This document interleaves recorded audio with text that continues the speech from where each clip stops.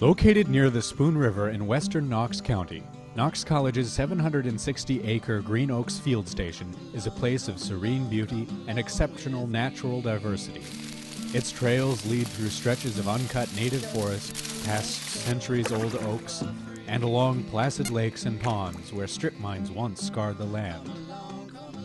Open fields that once grew corn have given way to one of the continent's oldest and most successful prairie restorations. The forest, streams, and prairies of Green Oaks are home to rare native plant and animal species, a testimony to conscientious stewardship and to the recuperative vitality of nature.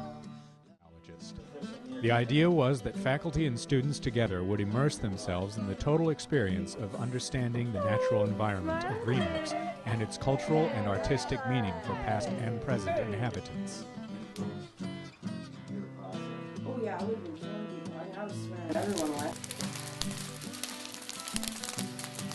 And within this, we wanted to have a rigorous program in natural science and social science and the fine and performing arts, but not the kind of fragmented or regimented approach of the traditional classroom, but instead a holistically integrated, seamless whole where daily living and human relations and environmental philosophy and aesthetics and science are all interlaced.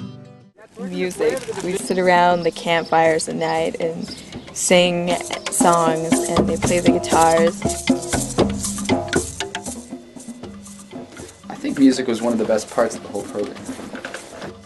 It was just kind of the idea while we were out there to be as creative as we could be, and I think that that sort of eked out more musical ability than I knew I had in me, and while I was out there I did record a few songs.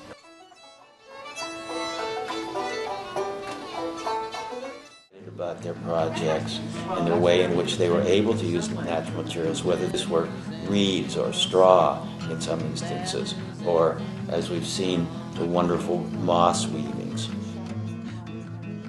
I really didn't think much of the project until I had to thread the loom. Everyone kept asking me exactly how I was going to thread moss on a loom, and I didn't know. It just seemed like a good idea.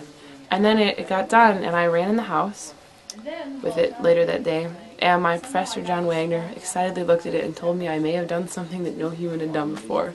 And I was so excited. I think that was my favorite thing that I did. I don't think I've ever felt so creative. I think that what we were experiencing out there, and I hope what we showed to other people, was something that I kind of dreamed of and idealized, but I didn't necessarily think was possible inside of the college realm. The interactions of people out there, and I think even what we shared with those kids on our day there was just a pleasant day. Like, whether or not they felt like the tightness of the group, like getting to cook out and explore nature and at the same time be educated and interact with just a neat group of people.